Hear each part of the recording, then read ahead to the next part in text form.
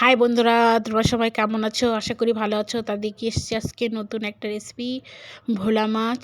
এই যে এটা হচ্ছে ভোলা মাছ। তোমরা যদি কেউ চিনে থাকো তাহলে কমেন্টে বলবে। যেটা আমি তো বলেই দিলাম ভোলা মাছ, আর কি বলবে। ঠিক আছে, তাহলে দেখো নতুন একটা রেসিপি। তার প্রথমে দিয়ে দিলাম পেঁয়াজ কুচোনো, তারপরে দিয়ে দিলাম টমেটো কুচোনো,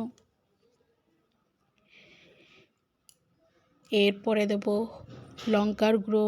কেউ যদি লঙ্কা বেশি খেতে চাও তাহলে বেশি করে দিও, যাতে আরও মজা লাগবে। তা দিলাম হলুদ, এবার দেবো লবণ, এইবার দেব তেল। একটু বেশি করে তেল দিলে, সর্ষের তেল দিলে আর একটু বেশি ভালো হয়। তো আমি তো প্রথমে আগেও বলেছি যে আমরা সর্ষের তেলটা খাই না, খাওয়া হয় না। তো ভালো করে একটু চটকে নেবো। এইবার দেবো আলু দেখেছি কীরকম করে কুচিয়েছি, এরকম কুচিয়ে দিলে ভালো হয়, অল্প মতলব জালে হয়ে যায়।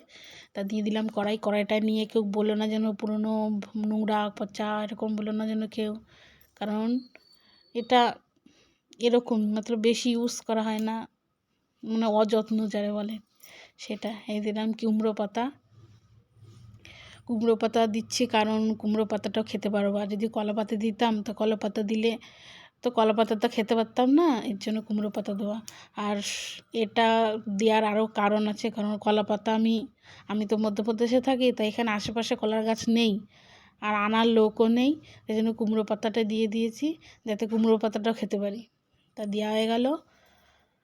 এইবার দেখেছি কী সুন্দর করে সাজিয়ে দিয়েছি। এই যে উপর থেকে একটা দিয়ে দিলাম, এইবার দিলাম ঢেকে। এবার আস্তে আস্তে আঁচে হবে। তা দেখো উঁকি মারছে, তেল উপরে ভাসছে, আর মাছগুলো দেখো উপরে উল্টে দিয়েছি। এটা উল্টানো